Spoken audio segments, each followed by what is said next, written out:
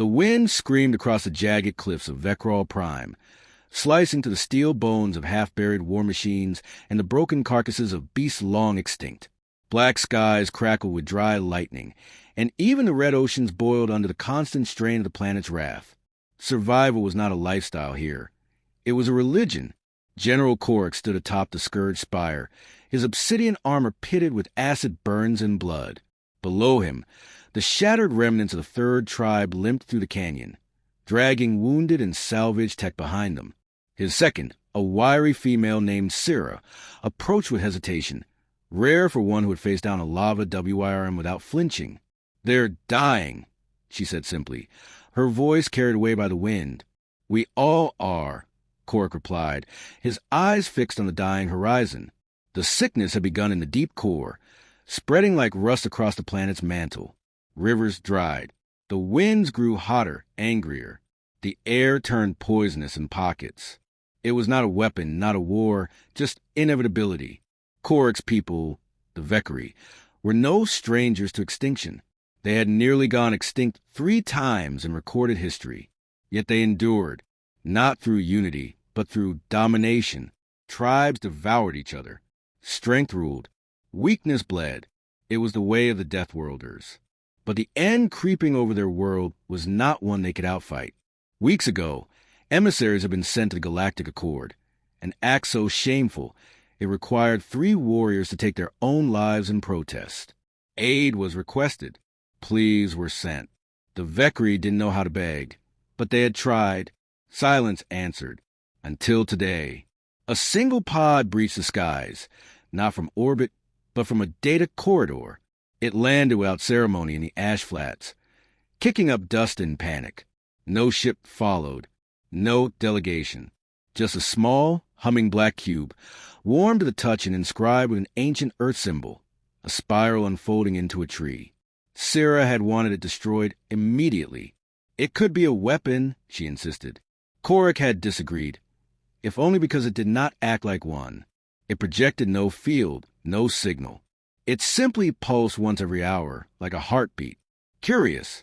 Now, gathered in the inner sanctum of the forged citadel, Korik watched as the cube unfurled like blooming metal petals, revealing a core of light and symbols that flowed like water.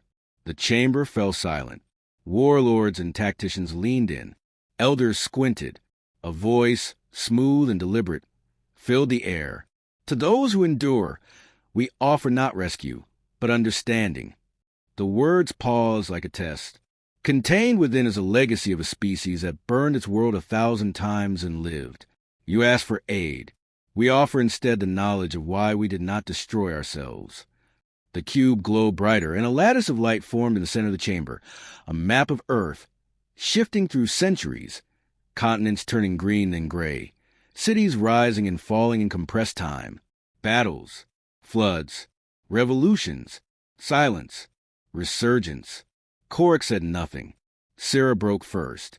"This is mockery." "No," he murmured. "This is a challenge." The light collapsed into a single point, then reshaped into what looked like schematics, machines, systems, languages no one recognized. One of the techno-scribes stepped forward, scanning it with trembling fingers. Some of it I can read. It's recursive self-teaching. It's not just knowledge. It's a key to learning more. "Learning doesn't feed mouths," grunted one warlord.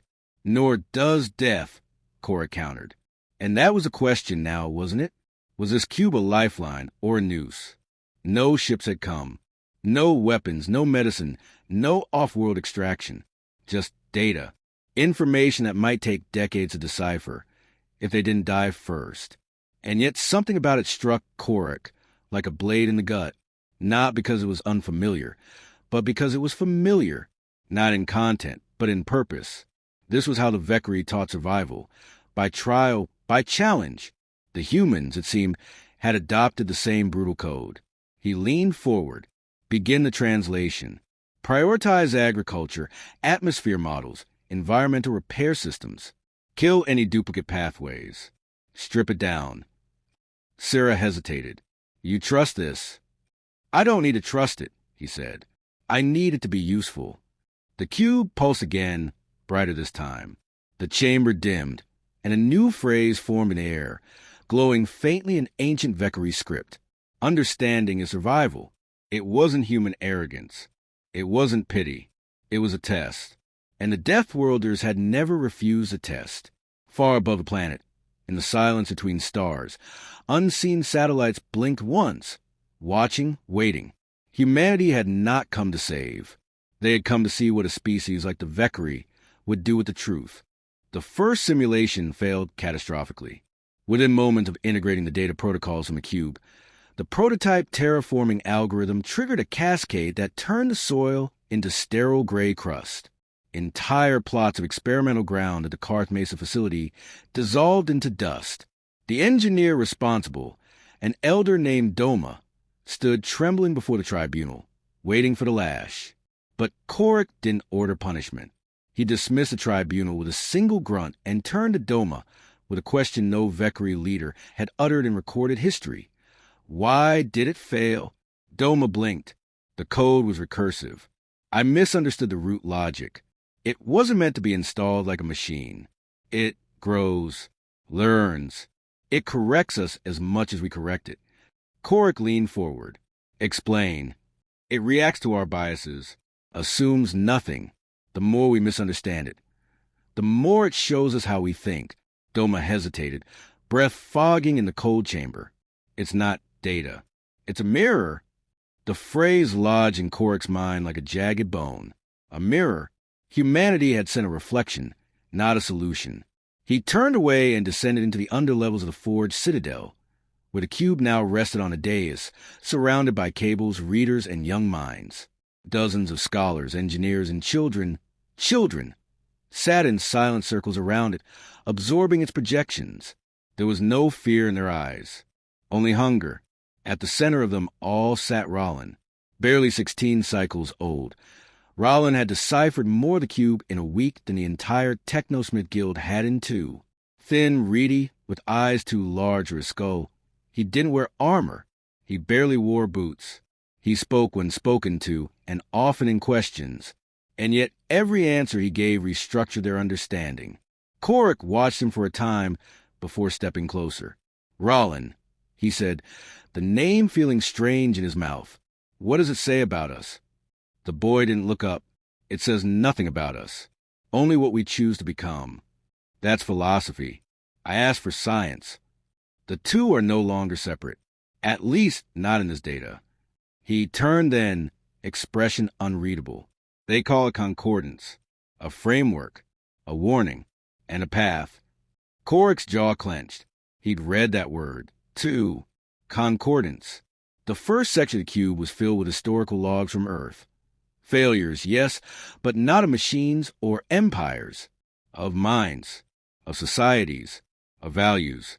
Every breakthrough humanity made in technology was paired with a collapse in belief, a near suicide of civilization. But always, some thread pulled him back.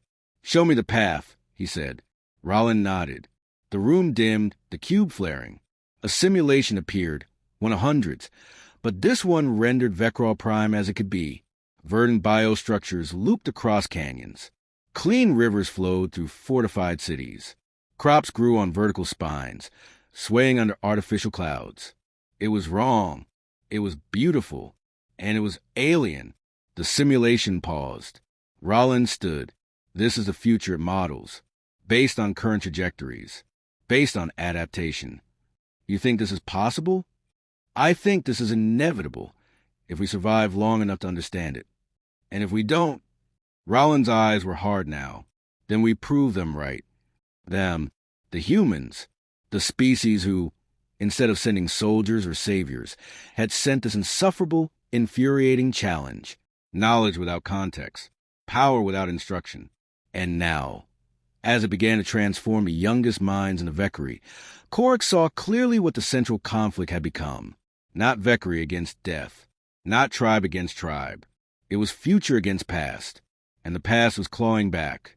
That very night, the Sabers of Old Light, an extremist faction that believed in the purity of survival through strength, detonated a blast charge beneath the Mesa facility. Dozens died, The cube was unharmed, its containment field automatically rerouting the impact. But the message was clear. Not everyone welcomed this new path. Korik stood in the smoldering wreckage, ash thick in the air. Syrah appeared beside him, bloody but alive, her voice like gravel. "We've confirmed it. The Sabers. They're mobilizing. Their leader, Jarvek, issued a challenge to your claim. He says you've poisoned our legacy." Korik looked toward the horizon. "Did we ever have one worth preserving?" She didn't answer. Neither of them had expected this. Internal resistance, yes, but not civil war. Not now. "Ralen," he asked. "Alive. Shaken." She paused. "He wants to speak to the assembly. He'll be torn apart. He knows that. Says it's necessary." Korik felt the edge of something stirring inside him. Fear, perhaps, or worse, hope. He had seen more death than any 10 warlords combined, but he had never seen a child demand to change the world. The smoke curled in lazy patterns above them, and for a moment he imagined what the simulation had shown. Not perfection, not peace, but survival, earned not by dominance, but by understanding. He looked back at the shattered ground, the blood soaking into dead soil, and wondered which path would root deeper. The past, red and bitter, or the future, difficult and alien. Then he turned, armor hissing as it locked into place. "Prepare the hall," he said. "The child speaks at dawn." The assembly hall had never been silent. Even during the executions, there were chants, blood hymns, stomping boots. But now, as Ralen stepped into the center of the ring, silence clung to every iron wall and every armored figure like dust of rusted metal. The boy stood alone beneath the great flame, its flickering light casting monstrous shadows on the high stone pillars. General Korik stood behind him, arms crossed, his present a shield, unspoken but absolute. Around them, hundreds of chieftains, tacticians, and blood-bound elders filled the arena's tiers, their eyes glowing with suspicion, challenge, and rage barely restrained. Ralen met their gaze without flinching. "I am not a war-born," he began, voice steady but raw. "I haven't killed to earn this place.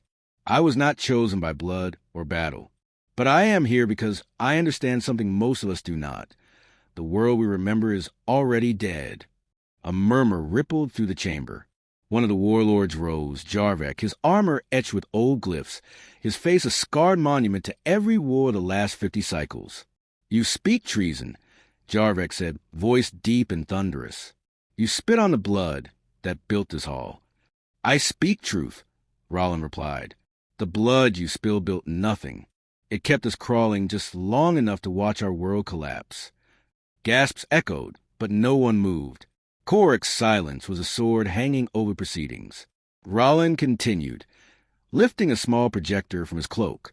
The cube's data blossomed in the air, a spinning globe, then its core split open, revealing decay, tectonic fractures, poison atmosphere, withering biomes. Then a second globe appeared, Vekraal Prime reshaped. Not Earth, not imitation, but something new, something sustainable. "This is what the humans offered," Ralen said. "Not power, not conquest, a choice." Jarvek barked a bitter laugh. "A choice to become like them. Soft, dependent, weak." "They were weak," Ralen agreed, "until they weren't. Until they stopped thinking survival was about strength alone. They suffered as we suffer now, but they changed. We call ourselves Deathworlders like it's a badge, but it's a warning. A planet that kills its own is not a home. It's a crucible, and crucibles are meant to forge something." That silenced Jarvek, but only for a breath. "What does a child know of forging?" he spat. "What do you know of blood costs?" Ralen took a slow breath, then lifted his sleeve. The burns were fresh from the mesa blast, raw and unhealed. "I know what it means to burn," he said quietly. "But pain alone isn't proof of truth. If it were, we'd all be sages." Korik stepped forward. Every head turned. "No tribe has conquered more than mine," he said. "I have crushed cities, silenced rebellions, ended bloodlines. But none of it prepared me for this moment. None of it warned me how close we came to dying forever." His gaze swept the room. "I've read the Concordance. I've seen what humanity became. Not what they built, but what they chose to preserve. He paused, then spoke the unthinkable. I endorsed the boy.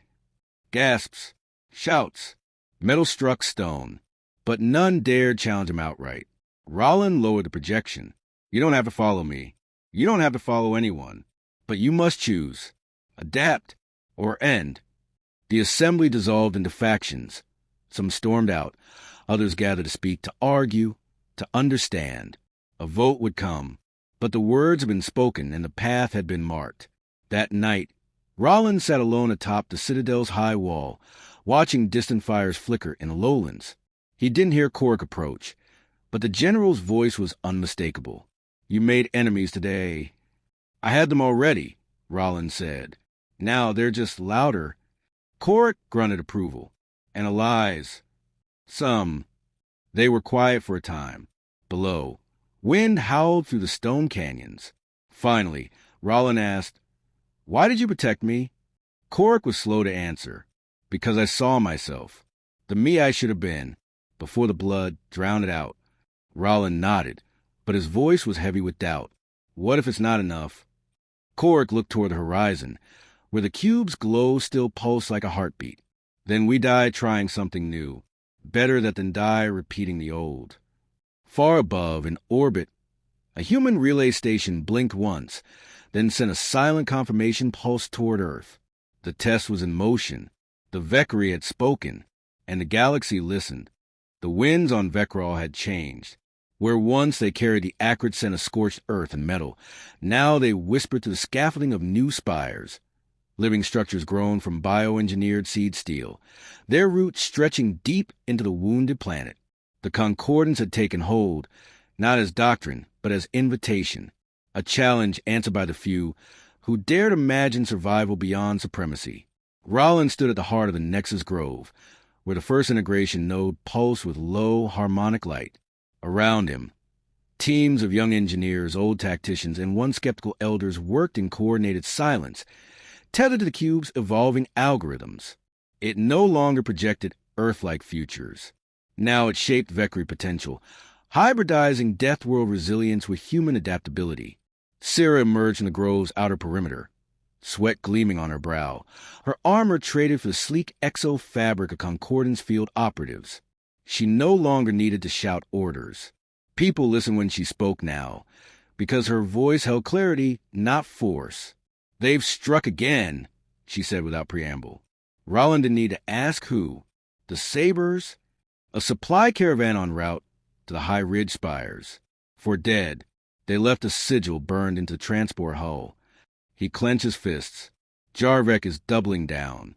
He's not just resisting, he's escalating. They see progress as invasion. It is, to them. He moved to the console, data blooming before his eyes in layers. Projected zones of aggression, networked influence models, sentiment feedback loops from outer settlements. Every thread pointed to one truth. The conflict had matured. It was no longer a question of change. It was about who controlled it. Syrah laid a hand on his shoulder. We can't outfight them. I'm not going to fight them. He turned, eyes bright with conviction. I'm going to out-narrate them. Her brow arched. Is that even a word? It is now. He accessed the broadcast channel. Until recently, it had been used solely for tactical alerts and atmospheric warnings. Now it carried stories, visuals, data interpretations rendered into narrative. Ralen's initiative, borrowed directly from the Concordance. Communication that inspired instead of commanded. He keyed in a new sequence. I'm going to show them the future they fear and why they're wrong to. A ripple of energy hummed through the grove as the signal launched. Across the continent, every functioning node lit up. What they saw was not war, not ideology, but possibility. The projection showed children learning beside machines that adapted to their curiosity, not the other way around. It showed food towers rising from once sterile soil. It showed cities breathing, not burning. And it showed former warriors, those like Jarvek, offered a place not in command, but in council. Some laughed, some wept. Jarvek, in his shadowed bunker beneath the bones of an ancient fortress, watched in silence. The flame that had once been fury now flickered with something far more dangerous. doubt. Beside him, his second-in-command stepped forward. "They're not stopping. They're believing," Jarvek muttered. "That's worse." He stood, the years heavy on his spine, but the fire still there. "Send word to Korik. I want a meeting." When the message reached Korik, he said only, "We meet at dawn. No guards, no tricks, just old truths." The place was neutral ground, a ridge between what once were enemy cities, now both gutted by history and haunted by silence. Ralen arrived with Korik, but waited out of earshot, watching the two legends face each other under a pale sun. "I expected blood," Jarvek said. "I expected fear," Korik replied. "Find either?" Korik's eyes narrowed. "Neither." Jarvek nodded. "Then let's speak as warriors pass their time." They did. No accord was signed. No dramatic declaration rang out. But when they turned away from each other, neither man reached for a weapon. That night, Ralen stared at the stars, knowing the work was only beginning.